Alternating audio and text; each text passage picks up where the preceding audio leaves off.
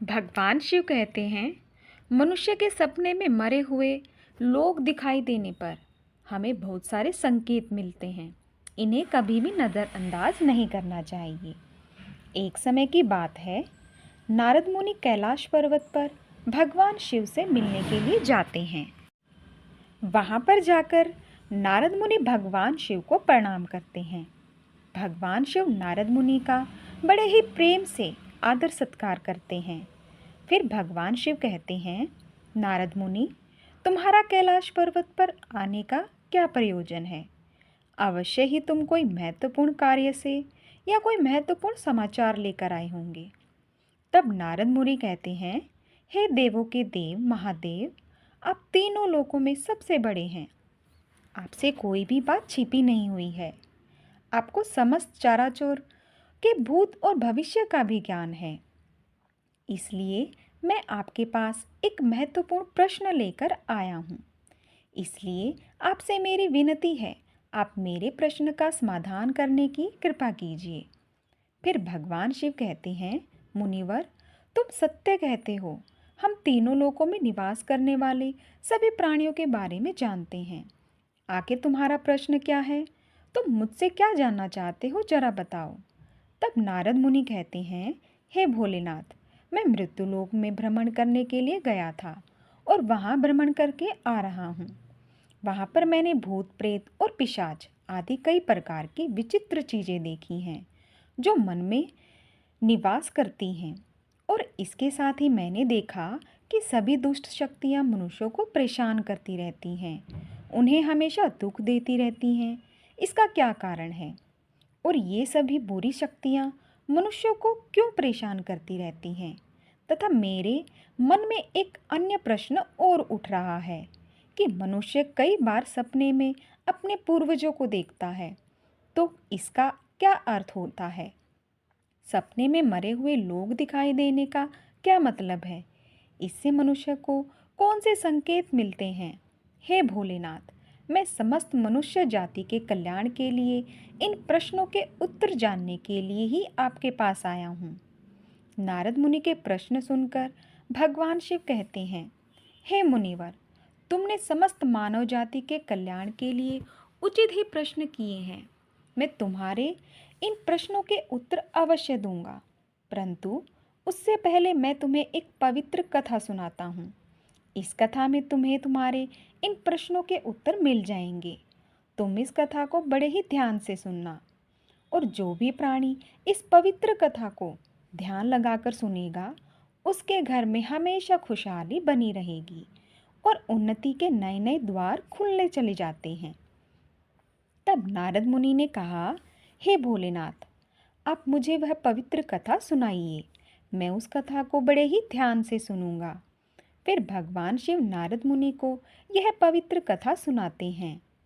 एक समय की बात है, मध्य देश में एक बड़ी ही सुंदर और रमणीय नगरी थी। उस नगरी में एक व्यापारी अपने 4 भाइयों के साथ रहता था। व्यापारी और उसके सभी भाइयों का विवाह हो चुका था और सभी मिलजुल कर आपस में बड़े ही प्रेम से रहते थे।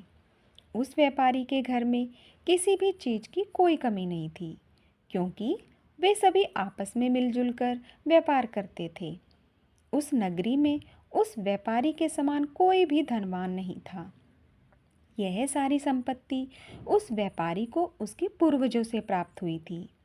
व्यापारी के पूर्वज बहुत बड़े दानी और दयालु थे। वे सभी दान, धर्म, यज्ञ और अनेक प्रकार के धार्मिक कार्य किया करते थे। परंतु वह व्यापारी बहुत बड़ा कंजूस स्वभाव का था और उसके अंदर उसके पूर्वजों के लक्षण बिल्कुल भी नहीं थे। उस व्यापारी के जीवन में उसने ना तो कभी दान धर्म किया, ना कभी यज्ञ करवाया और ना कभी धार्मिक कार्य करवाया। व्यापारी ने उसके जीवन में धन तो बहुत इकट्ठा किया, परंतु उसने उस धन का कभी सदुपयोग नहीं किया। व्यापारी ने अपने द्वार पर आए हुए याचक को भी कभी फूटी कौड़ी तक नहीं दी और ना कभी भूखों को भोजन कराया।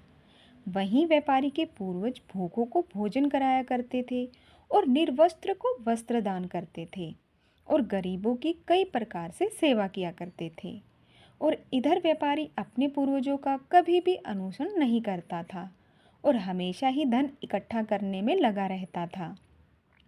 इस तरह से उस व्यापारी के पास बहुत सारी संपत्ति तो हो गई, लेकिन उसके पूर्वज उससे बहुत नाराज हो गए। व्यापारी के पूर्वजों को अपने लड़के का व्यवहार ठीक नहीं लगा और वे पितृलोक में दुखी रहने लगे। धन कमाने के लालच में व्यापारी इतना अंधा हो गया कि वह अपने पूर्वजों को भी भूल गया और उसने धीरे धीरे अपने पूर्वजों का श्राद्ध तथा तर्पण आदि कार्य करना भी बंद कर दिया, जिस कारण उसके पूर्वजों की आत्मा की तृप्ति नहीं होती थी और वे अपने लड़के के इस व्यवहार के कारण अत्यंत दुखी रहने लगे।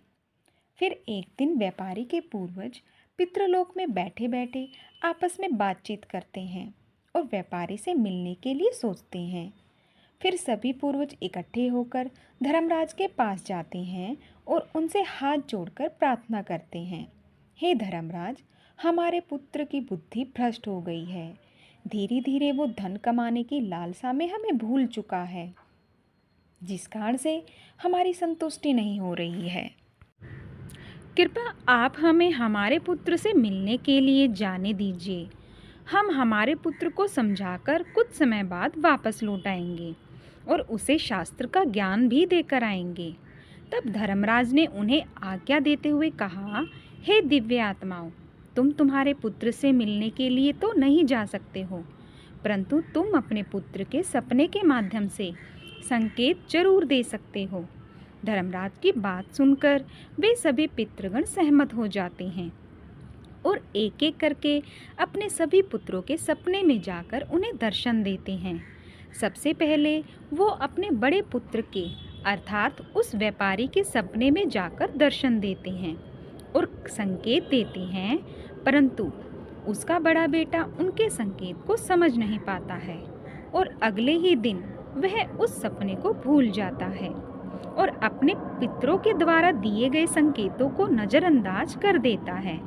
फिर वे सभी पितृगण अपने दूसरे पुत्रों के सपने में जाकर उन्हें भी दर्शन देते हैं और संकेत देते हैं, लेकिन फिर भी वे उन संकेतों को नज़रअंदाज कर देते हैं। कोई भी अपने पूर्वजों के द्वारा दिए गए संकेतों को नहीं समझ पाते हैं, जिससे वे सभी पितृगण नाराज हो जाते हैं। व्यापारी और उसके सभी भाई धन के लालच में पूरी तरह से अंधे हो चुके थे। वे सभी अपने पूर्वजों द्वारा दिए गए संकेतों को नहीं समझ सके। फिर भगवान शिव कहते हैं, सुनो मुनिवर, इस तरह से पितरों के सपने में दर्शन देने के कुछ ही दिनों के बाद उस व्यापारी को व्यापार में नुकसान उठाना पड़ता है और धीरे धीरे करके उसका व्यापार चौपट हो जाता है और इस कारण से उसकी सारी संपत्ति नष्ट हो जाती है और धीरे धीरे करके उन सभी भाइयों में लड़ाई झगड़े होने लगते हैं।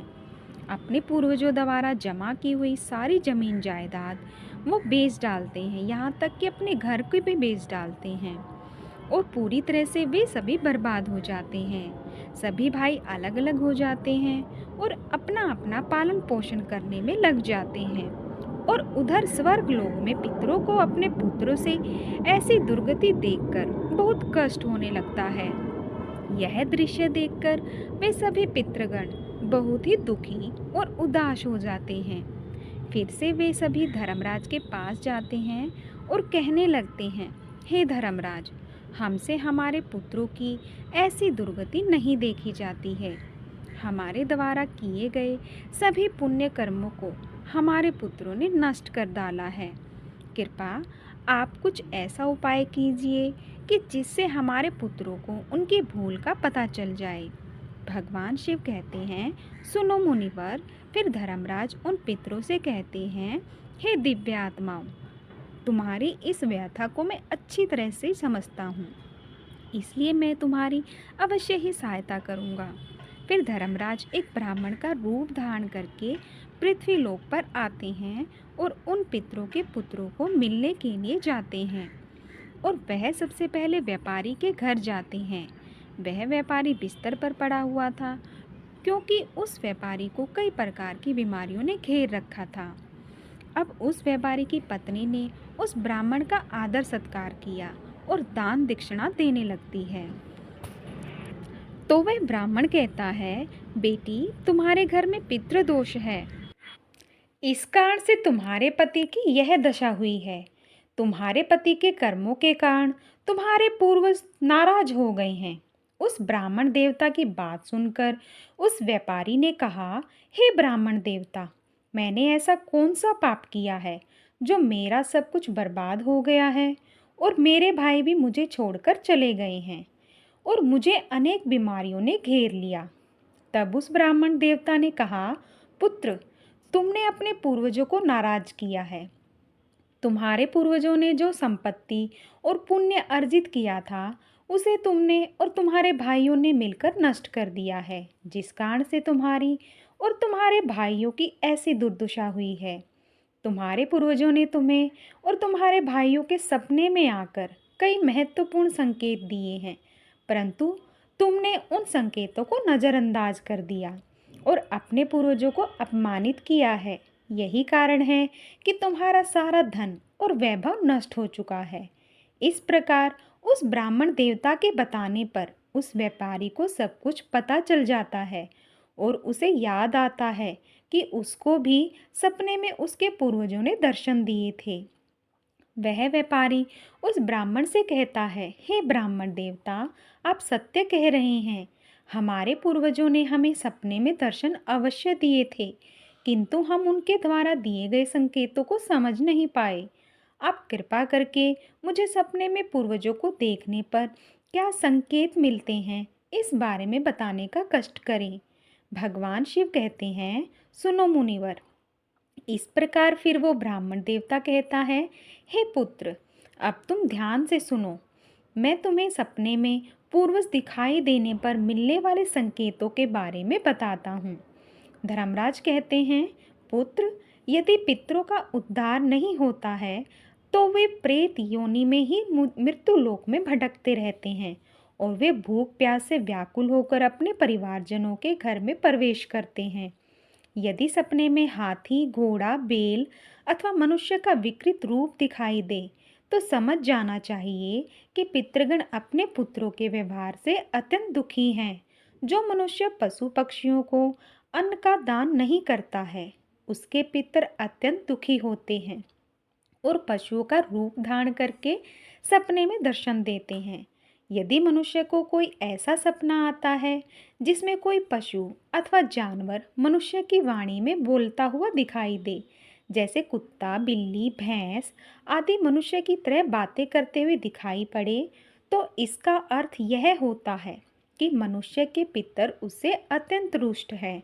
ऐसे मनुष्य को भविष्य में भयंकर अपमान का सामना करना पड़ सकता है। ऐसे मनुष्य के जीवन में दुख और क्लेश। उसके भाई बंधु पशुओं की भांति आपस में ही युद्ध करने लगते हैं। धर्मराज कुछ मांगते हुए दिखाई देते हैं तो उस सपने को मनुष्य को कभी भी नज़रअंदाज नहीं करना चाहिए। इस सपने का अर्थ यह होता है कि उस मनुष्य के पूर्वज असंतुष्ट हैं और उनकी पितृलोक में तृप्ति नहीं हो रही है। जिस मनुष्य को सपने में उसके मृत पूर्वज कुछ मांगते हुए दिखाई पड़ते हैं तो उस मनुष्य का सारा अन्न भंडार धीरे धीरे करके समाप्त हो जाता है और वह दरिद्रता में पड़ जाता है तथा उसकी हालत एक भिखारी के समान हो जाती है। इसलिए उस मनुष्य को चाहिए कि तुरंत ही अन्न का दान करना चाहिए, जिससे उसके मृत पूर्वज संतुष्ट हो चुके। यदि सपने में अपने कोई पूर्वज क्रोधित अवस्था में दिखाई देते हैं तो उस मनुष्य के पूर्वज उसके कार्यों से संतुष्ट नहीं है और वह मनुष्य जो भी काम धंधा करता है उसमें उसको नुकसान उठाना पड़ेगा और उसके द्वारा किए गए सभी कार्य व्यर्थ हो जाते हैं तथा उनका कोई फल उसे प्राप्त नहीं हो पाता है। यदि सपने में पूर्वज दिखाई पड़ते हैं और अचानक से अदृश्य हो जाते हैं तो आने वाले समय में उस मनुष्य पर कोई बड़ा संकट आने वाला है, ऐसा समझना चाहिए। यदि सपने में कोई मनुष्य अपने मृत परिजनों को रोता हुआ देखता है तो उसके पूर्वज उसे यह संकेत दे रहे हैं कि उसे भविष्य में नुकसान उठाना पड़ेगा और उसका सारा धन वैभव नष्ट हो जाएगा और उसे भयंकर दरिद्रता का सामना करना पड़ेगा। आने वाले संकट की घड़ी को देखकर पूर्वज सपने में रोते हुए दिखाई पड़ते हैं। यदि सपने में पूर्वज गंदे और मैले वस्त्र पहने हुए दिखाई देते हैं तो निश्चित ही उस मनुष्य का सारा धन नष्ट हो जाएगा और वह धनहीन हो जाएगा। तब वह ब्राह्मण देवता कहता है, हे पुत्र, यदि तुम्हें भी इस प्रकार के सपने दिखाई पड़े हैं तो तुम्हें अपने पूर्वजों को प्रसन्न करने के लिए दान धर्म श्राद्ध आदि कर्म करने चाहिए, जिससे तुम्हारे सभी कष्ट दूर होंगे। उस ब्राह्मण की बात सुनकर उस व्यापारी को अपनी गलती का एहसास हो जाता है और वह तुरंत ही अपने भाइयों के पास जाता है और उन्हें ब्राह्मण देवता के द्वारा बताई गई बात बता देता है। फिर सभी भाइयों को समझ आ जाता है कि उनके पूर्वज उन्हें सपने में आकर संकेत दे रहे थे। फिर वे सभी भाई मिलकर नदी के तट पर जाते हैं और अपने पूर्वजों के लिए श्राद्ध, तर्पण, दान दक्षिणा आदि कार्य करते हैं और अपने पितरों को संतुष्ट करते हैं। फिर एक दिन उनके पूर्वज उनके सपने में आकर उन्हें दर्शन देते हैं और उन्हें नाना प्रकार के संकेत देते हैं। भगवान शिव कहते हैं, हे मुनिवर, जब मनुष्य के पूर्वज असंतुष्ट हो जाते हैं तब मनुष्य को अनेक प्रकार के संकेत प्राप्त होते हैं। यदि सपने में मृत परिजन अपने या अपने परिवार वालों के सिर पर हाथ फेरते दिखाई देते हैं तो इस सपने का अर्थ यह है कि उसके पूर्वज बहुत ही प्रसन्न हैं और पूर्वज ये संकेत दे रहे हैं कि उस मनुष्य के जीवन में बहुत ही अच्छा समय आने वाला है। यदि पूर्वज मनुष्य की ओर हाथ बढ़ाते हुए दिखाई देते हैं तो पूर्वज यह संकेत दे रहे हैं कि मनुष्य जो भी काम कर रहा है उसे उस कार्य में सफलता जरूर मिलेगी। यदि सपने में पूर्वज स्वस्थ दिखाई देते हैं और उनके मुख पर तेज दिखाई देता है और उनके वस्त्र चमकीले और सफ़ेद रंग के होते हैं तो उन पितरों को मुक्ति मिल चुकी है, ऐसा समझना चाहिए। अगर सपने में पूर्वज दूर आकाश में बादलों में बैठे हुए दिखाई देते हैं तो यह शुभ संकेत है। मनुष्य के पूर्वज अत्यंत प्रसन्न हैं और उसे आशीर्वाद दे रहे हैं। इस प्रकार से उन सभी भाइयों को पूर्वजों के द्वारा शुभ संकेत प्राप्त होते हैं और उनका खोया हुआ सारा धन संपत्ति उन्हें धीरे धीरे वापस मिल जाता है और सभी भाई मिलजुल कर एक साथ रहने लगते हैं और सुखपूर्वक अपना जीवन व्यतीत करते हैं। भगवान शिव कहते हैं, हे मुनिवर, जिस घर के पूर्वज और खुश रहते हैं उस घर में सुख संपत्ति और खुशहाली होती है और जिस घर के पुरुष दुखी रहते हैं तो उस घर में हमेशा धन की कमी बनी रहेगी। धन्यवाद। आपको ये वीडियो अच्छी लगी हो तो एक लाइक ज़रूर कीजिएगा।